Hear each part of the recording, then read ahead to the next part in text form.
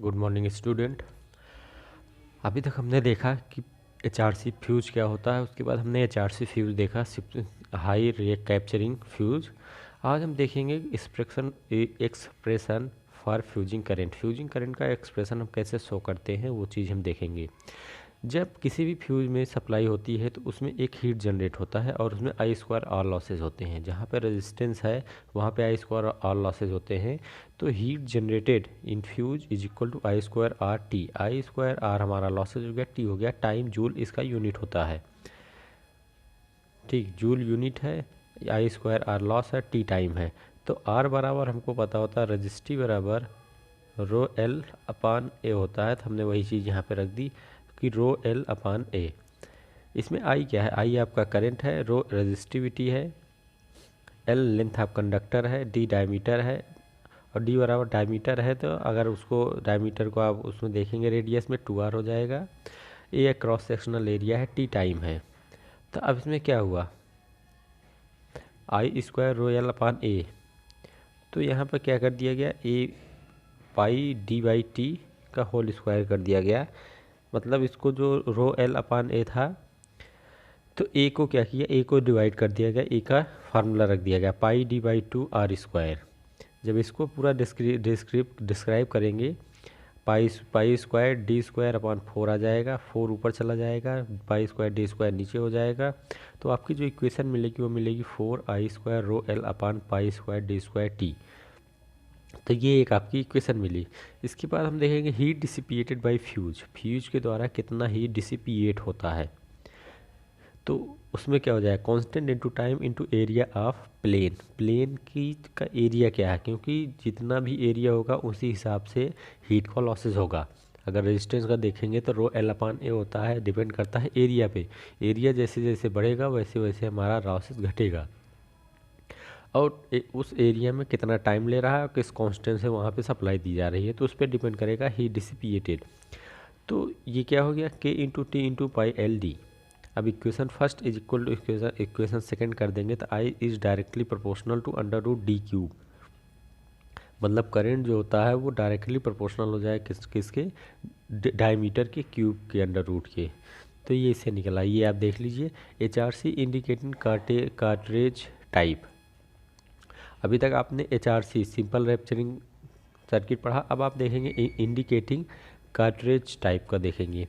तो इसका फिगर आप देख लीजिए। फ्यूज एलिमेंट सेम है, इसमें कुछ चीज़ें ऐड हुई हैं जैसे आपने HRC फ्यूज में देखा था।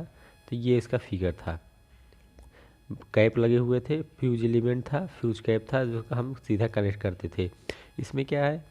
इसमें आपका चीज़ें वही हैं, कैप के अलावा एक और चीज़ लगी हुई है जिसे आप कहेंगे केमिकल चार्जर। इसमें केमिकल चार्जर लगा है जो इंडिकेट करेगा इंडिकेटर लेवल को इलेक्ट्रिकली और सिल्वर कपल आउटर पिन जिसे कैप है।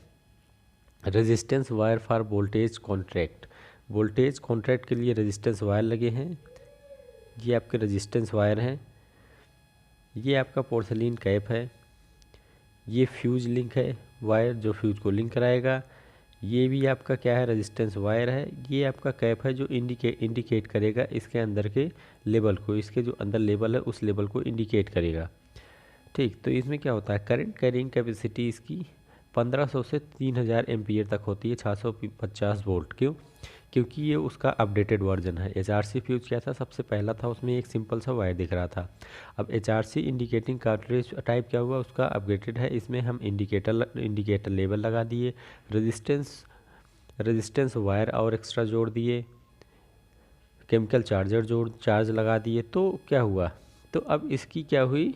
करंट की कैपेसिटी बढ़ गई, 1500 से 3000 एम्पियर तक वर्क करेगा, 650 वोल्टेज आसानी से आर्क को खत्म। जब भी इसमें कोई इलेक्ट्रिक आर्क जनरेट होगा, इलेक्ट्रिक आर्क का मतलब है जो करंट की वजह से शॉर्ट सर्किट या चिंगारियाँ निकलती हैं, जब भी वो जनरेट होता है वो ये उसको ख़त्म कर देता है।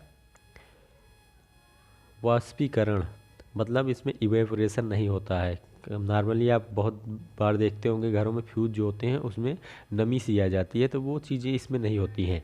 वाष्पीकरण भी इसमें नहीं होता है। इसका इसकी करंट कैपेसिटी, वोल्टेज कैपेसिटी भी ज़्यादा होती है। इलेक्ट्रिकल आर्क को ये मोस्टली ख़त्म कर देता है। तो ये इसके मेन पॉइंट होते हैं जो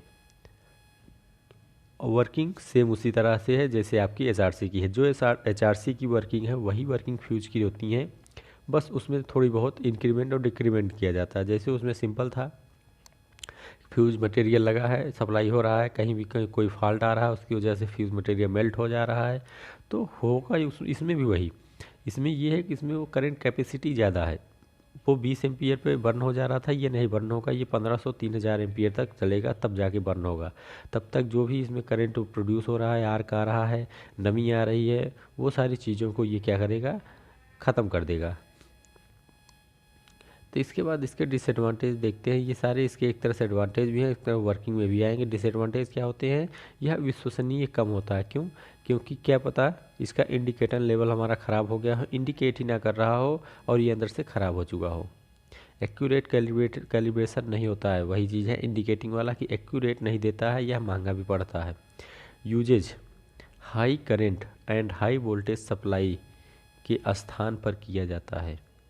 जहाँ पे हाई करंट और हाई वोल्टेज सप्लाई होती है इसका प्रयोग हम वहीं करते हैं, सभी जगहों पे इसका प्रयोग नहीं होता है। ठीक है, तो ये आपका क्या था, HRC फ्यूज।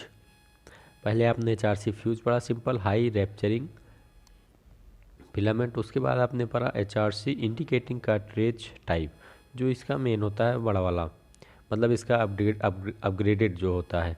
ठीक है, अब इसके बाद हम शुरू करेंगे सर्किट ब्रेकर, नया चैप्टर।